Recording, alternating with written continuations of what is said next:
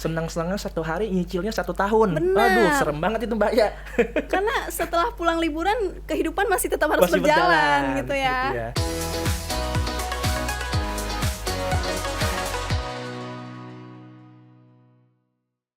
Selamat pagi semuanya, halo great people, kembali lagi dengan kami Liquid, ngobrolin lika-liku investasi dan reksadana bersama saya Aya Sofia.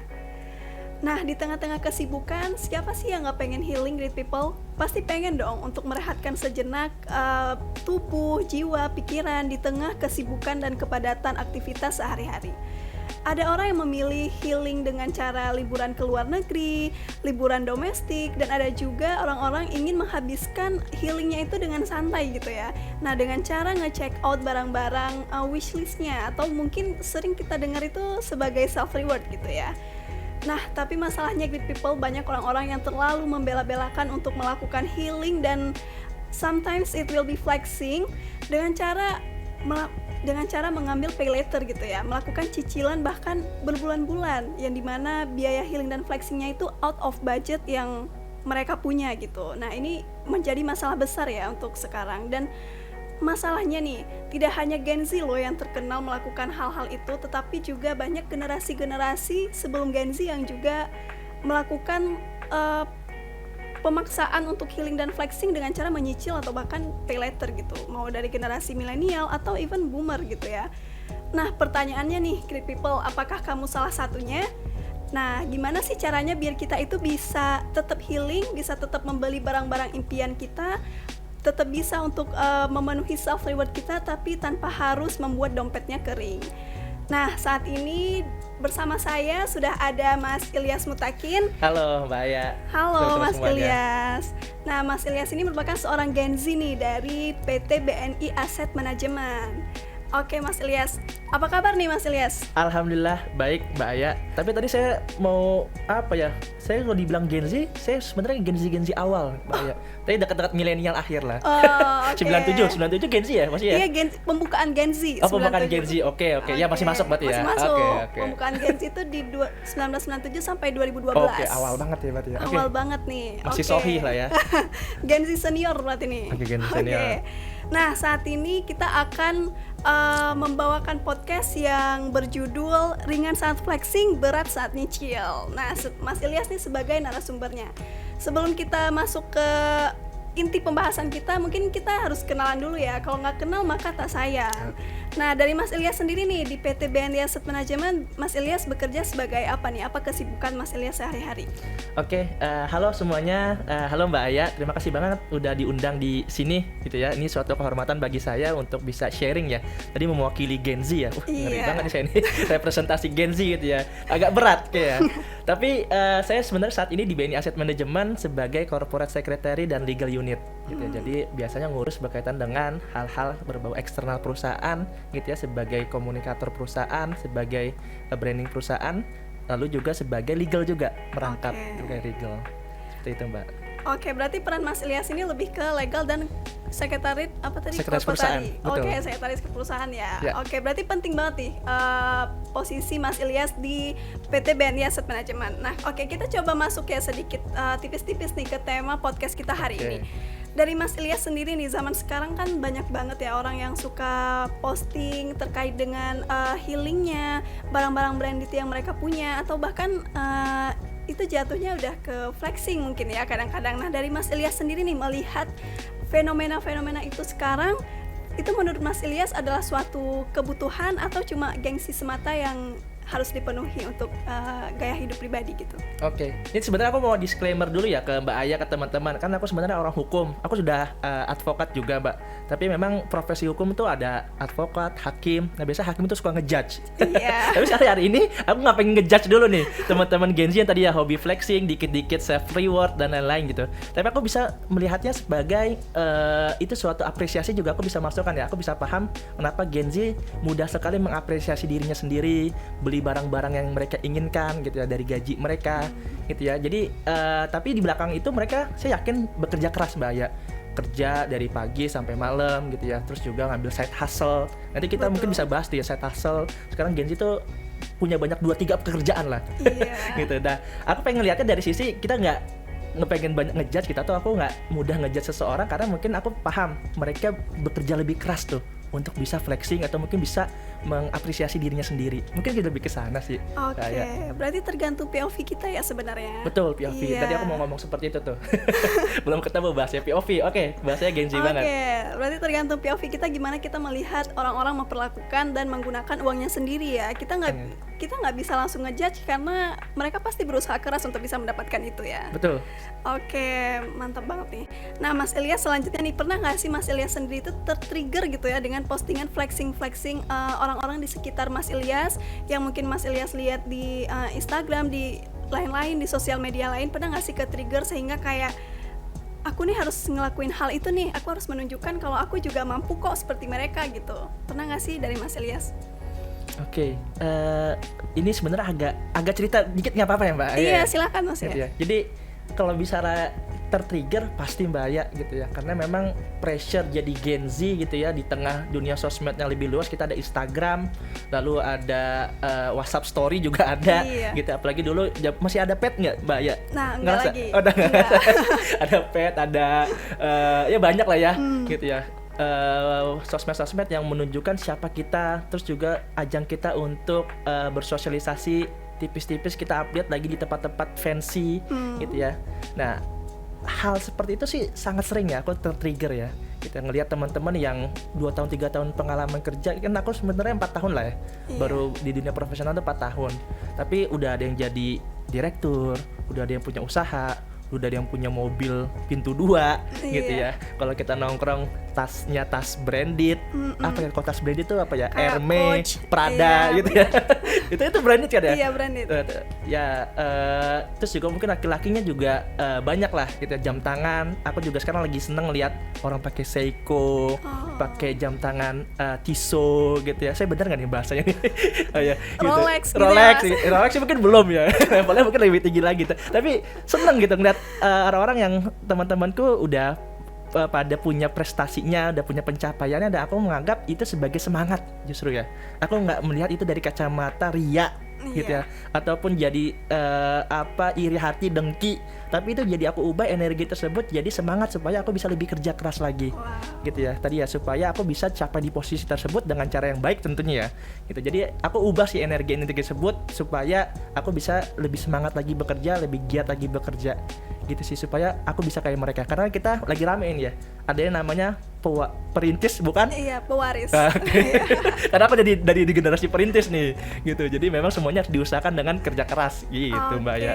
Menarik sekali ya ini jawabannya Mas Ilyas. Berarti kita nggak apa-apa ya melihat postingan orang-orang flexing dan menjadikan itu sebagai motivasi kita gitu ya. Betul, gimana kita menerima sih, kan kita nggak bisa ngelarang orang-orang update. Betul, masa aku mau ngelarang kamu punya tas baru jangan update dong ya. Nanti saya gimana gitu, langsung diblok. Jadi ya emang harus diubah sih cara kita memandang sesuatunya aja yang perlu diubah. Betul. Berarti semuanya tergantung mindset dan POV kita ya. Betul. Berarti itu positif banget sih kalau kita bisa melihat konten-konten flexing tapi itu menjadi suatu motivasi bagi kita, itu sangat positif.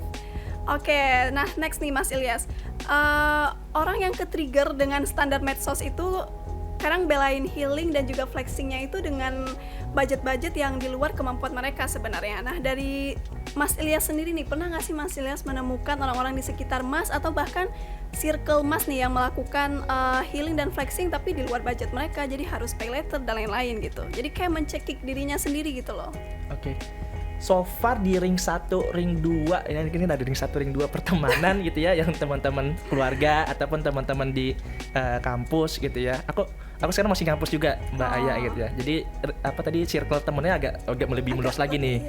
Kita circle teman kantor. So far sih aku belum nemuin secara terbuka orang liburan pakai minjem duit. Tapi mungkin itu kan di belakang layar ya. Tapi kayaknya belum pernah dengar gitu ya. Tapi kalau aku ya, kalau misalnya melihat aku sih nggak berani Mbak Aya untuk liburan terus minjem duit pakai online ataupun ya ke orang tua gitu ya, ataupun ke yang lain gitu demi validasi diri. Tapi bahasanya validasi ya. Betul. Gitu ya.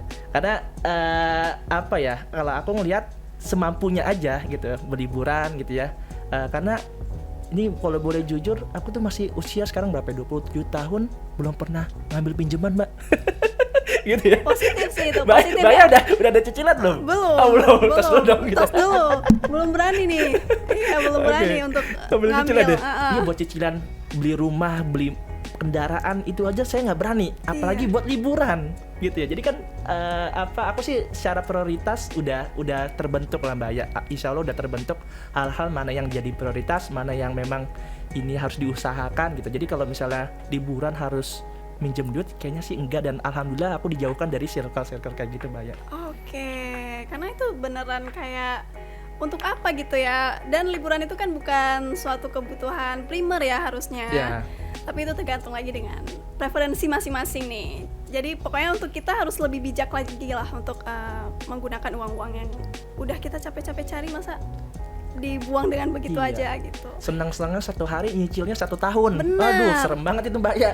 Karena setelah pulang liburan kehidupan masih tetap harus Masih berjalan, gitu ya. gitu ya. Oke, nah dari Mas Ilyas sendiri nih, menurut Mas Ilyas healing yang bikin kita itu senang, fresh gitu, kembali punya energi baru dari Mas Ilyas itu gimana sih bentuk healing yang bisa memberikan suasana baru dan energi baru gitu untuk Mas Ilyas menghadapi kesibukan-kesibukan kedepannya lagi gitu. Oke, dari dulu aku kan sama keluarga ya Mbak Aya ya gitu. Alhamdulillah keluarga juga, aku masih tinggal sama keluarga gitu ya, belum punya keluarga baru, jadi masih tinggal sama orang tua gitu ya. Artinya mungkin aku terbiasa atau seringnya menghabiskan waktu itu dengan keluarga, membuat momentum-momentum, membuat pengalaman ya, cerita-cerita bersama keluarga gitu. Jadi ya sederhana aja di rumah, atau kita pergi makan gitu ya, atau mungkin menurut aku sih dengan kita menghabiskan waktu bersama keluarga itu udah lebih dari cukup lah gitu ya. Mungkin kalau dari kampus ya, aku dulu zaman sekolah healingnya itu tidur gitu ya, tidur gitu ya, ataupun baca buku gitu ya. Jarang aku untuk keluar. Bahkan aku, ini fun fact ya teman-teman, atau mungkin Mbak Aya ya, aku tuh pertama kali naik pesawat 2021 Mbak Aya. Wah itu COVID ya. Covid betul. COVID ya. Mbak Aya pertama kali naik pesawat dari dalam kandungan lagi, sama ibunya udah diajak-ajak ya. Enggak sih. Oh, enggak juga. Kayak SMA. SMA. Aku SMP iya, ya? aku juga agak telat itu. Jadi artinya aku tuh untuk traveling, untuk liburan itu bisa dibilang jarang yang jauh-jauh. Iya. Palingan seneng sih traveling gitu ya. Cuma yang ya masih seputaran Pulau Jawa dan lain gitu. Jadi untuk liburan ya tadi ya, aku sih sebenarnya lebih banyak menghabiskan waktu bersama keluarga ya, create moment bersama orang-orang terdekat gitu ya. Terus juga ya sesuai dengan budget gitu ya. Karena tadi ngeri banget kalau misalnya aku menganggarkan 3 juta 5 juta misal ya, dengan pinjol, dengan pinjaman berbunga gitu ya. Mungkin hari itu aku bisa happy tapi kan berat banget nih buat nyicilnya, Iya. 6 bulan 12 bulan gitu ya. Gitu sih Mbak. Oke, menarik nih. Berarti lebih ke healingnya Mas Ilyas itu dengan quality time ya, dengan keluarganya ya. Bahasanya quality time kan itu act of act of love Love of language. Ya. Love language ya gitu ya. Apa aja? Quality time, Time. act of service, receiving gifts, Physical touch. Physical touch. 4 ya itu ya. Satu lagi, Apa? word of affirmation. Iya bener, Ya, itu 5. kayak- Berarti aku quality time. Quality time. Quality time. Oke, menarik time. itu. Tapi bener-bener bisa recharge banget sih kalau misalnya quality time dengan keluarga dan orang-orang terdekat ya, bisa menyalurkan energi positif untuk kita pastinya. Betul gitu. Oke nih, menarik sekali Mas Ilyas ya. Nah, mungkin itu relate ya yang tadi Mas Ilyas bilang, kalau misalnya dulu pas masa ngampus healingnya itu dengan tidur, tapi itu sangat relate sih. Kayak ngampus itu nggak mengenal weekdays, weekend. Kadang weekend dipakai ngerjain tugas. Betul. Dan persiapin ujian-ujian atau kuis yang akan datang di weekday mendatang. Jadi kayak kalau sekali libur gitu, itu sangat bisa digunakan untuk istirahat total gitu ya. Iya, betul. Shutdown kalau bisa ya, Shutdown. hibernasi. Iya. Betul. Oke. Atau dulu aku juga keliling-keliling kampus gitu Mbak. Jadi yang hemat-hemat aja kan, aku ke kampusnya dulu di Unpad Mbak. Oh, Unpad itu sebenarnya FYI bukan di Bandung. Dia di Jatinangor. mana? Jatinangor. Oh, Mbaknya orang ITB ya? Iya, ITB. Jadi kampusnya di Bandung udah nggak ada. Jadi biasanya orang-orang kalau liburan tuh dari Jatinangor ke Bandung itu 1 jam gitu ya. Jadi tapi kalau aku jarang ke Bandung, ya udah ngabisin waktunya di keliling Jatinangor aja. keliling naik motor, terus juga kita ngobrol-ngobrol gitu. Atau mungkin bagi aku dengan kita rapat saat itu ya, kan aku suka aktif organisasi. Iya. Dengan aku rapat ketemu banyak orang itu healing aku. Karena bagi aku ekstrovert gitu. Jadi Iya. dengan ketemu orang sharing-sharing itu udah masuknya ke healing gitu ya. Jadi menambah energi, Menambah energi, menambah insight gitu betul. ya. Oke, Gitu, Mbak. berarti memang sangat beragam nih bentuk healing orangnya masing-masing. Efisiensi ya. sih. Aku sangat Benar. efisiensi banget. Efisiensi. Gitu. Oke, next nih Mas Ilyas. Sebagai Mas Ilyas ini kan Gen Z under 30 ya. Oke, 30 ya. Forbes dong. Amin ya. Forbes under nanti ada kan ya? Ada ya? Ada ya? Ada. Baru tahu aku. Forbes under 30 ada kan ya? Ya semoga nanti kalau sekarang kan Gen Z under 30 nanti kedepannya Forbes under 30 dong. Amin. Amin ya. Oke. Nah, sebagai Gen Z under 30 itu kan jiwa petualangan kita tuh sangat berapi-api gitu ya, Mas Ilyas ya. Nah, misal nih, ini kita case study aja ya, study case ya. Nah, dari Mas Ilyas sendiri misal udah merencanakan healing, udah merencanakan liburan yang udah completely direncanakan dengan maksimal, tinggal di running aja nih liburannya. Tetapi malah tiba-tiba ada sesuatu darurat, ada sesuatu kondisi darurat yang butuh biaya besar sehingga memungkinkan untuk biaya healing itu tuh dipakai untuk kebutuhan biaya darurat ini nih. Dari Mas Ilyas sendiri tuh gimana sih POV-nya kalau misalnya berada di dalam kondisi seperti itu? Apakah Mas Ilyas tetap healingnya must go on, harus tetap berjalan, atau memprioritaskan dulu hal-hal yang darurat ini gitu? Oke, aku cerita sedikit boleh ya Mbak ya? Oke. Jadi aku tuh masuk ke dunia pasar modal atau investasi itu inget banget 2020. Artinya mungkin sudah 5 tahun ya. Secara profesional katakanlah ya, secara teknik gitu ya, secara teoritis mulai terjunnya di tahun 2020 saat kita pandemi gitu ya. Iya. Jadi kan kebayang nggak saat pandemi itu aku punya beberapa uang, tapi uangnya nggak bisa muter gitu Mbak. Kita nggak bisa jualan, nggak bisa jasa segala macam, tapi di rekening tuh cuma ngendep doang gitu. Nah akhirnya aku mikir banyak banget konten-konten terkait dengan keuangan ya. Mana ada Raditya Dika, terus ada Big Alpha ya, itu nama-nama. Terus juga dulu ada namanya Joska, ingat ya? Enggak. Aduh, mungkin teman-teman juga ada. Jadi itu cukup emang influence lah masyarakat saat itu untuk mulai teredukasi dengan dunia pasar modal atau dunia investing gitu ya. Dan aku termasuk orang-orang yang salah satunya tuh terinfluence gitu ya. Jadi dari mulai 2020 sebelumnya aku memang baru ngerti nabung. Jadi dari zaman SMP dikasih uang orang tua, terus ikut lomba-lomba, dapat beasiswa tuh SMP, SMA, kuliah itu aku tabung. Jadi memang budaya nabung itu udah ada. Cuma sekarang yang aku belum terpikirkan adalah saat itu budaya investasi. Karena biasanya investasi itu nggak diajarin di ruang kelas Mbak ya. Iya benar-benar Ya, setuju. di SD, SMP, SMA Itu kayaknya nggak beneran diajarin. harus otodidak banget sih. Otodidak gitu ya. Atau mungkin ya tadi ya ada media-media ruang edukasi ya. Iya, Itu kan penting ya. Dan aku baru tersadarkan ya dari sosial media gitu, bahwasannya uang itu bukan cuma ditabung. Kalau ditabung nanti kita tergerus oleh apa bahasanya Mbak? Inflasi Iya. gitu ya. Ini seru nih kalau ngobrol sama Mbak Aya nih, kalau bahasa-bahasa agak-agak teknis gitu ya. Karena aku bahasa hukum gitu ya Mbak. Iya. Jadi tergerus kalau misalnya terkait dengan inflasi. Jadi makanya uang itu harus produktif ya. Iya, betul. Jadi kita cari return-nya yang terbaik dari mana, sesuaikan dengan profil resiko ya. Iya betul. Kebetulan aku saat itu, ini jujur nih Mbak, aku sudah kenal 2020 itu BNI AM, IDX30 gitu ya, Syariah Ardani gitu Mbak. Itu salah satu produk yang aku investasiin pertama kali gitu ya. Dulu belinya lewat bibit atau kalau nggak salah Mbak. Iya. Nah, sekarang aku beli pakai bibit gitu ya. Jadi mulai 2020 itu aku sudah ada tadi yang Mbak sebutin tuh, punya namanya dana darurat gitu. Dana darurat, terus juga kan kalau di bibit kita bisa di customisasi ya Mbak. Misalnya ini Iya. buat dana pensiun, dana liburan, dana apa bisa dikantong-kantongin Iya. ya. bisa Portofolionya dibagi-bagi. bahasanya. Nah, aku juga udah mulai tuh di tahun 2020 itu untuk membagi-bagikan beberapa portofolio tersebut gitu. Jadi ketika tadi tanya dana darurat punya gitu ya. Terus dana buat liburan punya cuma jarang dipakai gitu. Karena tadi aku cukup efisien kalau bahas masalah liburan. Dan aku nggak mungkin nih ngorbanin, kalau bagi aku nggak mungkin ngorbanin apa yang sudah aku tabung untuk dana darurat itu buat hal yang penting untuk sekedar liburan. Jadi sesuaikan dengan kantong yang ada aja. Oke. Gitu. Kalau kantongnya cukup untuk makan-makan ya makan-makan gitu. Kalau kantongnya cukup sampai ke ya let's say ke Bali ke mana, ya udah kita liburan sampai jauh. Tapi sekarang bukan prioritas dulu sih mbak liburan, karena saya lagi kuliah jadi kantongnya banyak buat isi kuliah gitu. Jadi dana daruratnya ataupun yang lain isi kantong-kantongnya ke sana sih gitu mbak. Jadi jarang, aku bahkan nggak pernah lah diganggu dana darurat itu mbak. Ngomongin keuangan di antara kita tuh kayaknya hal yang tabu, bener gak sih mbak? Iya benar-benar Gitu. jarang ya. Jarang banget gitu. Jarang banget. Makanya saya agak mengapresiasi ada orang yang mau seterbuka itu gitu ya.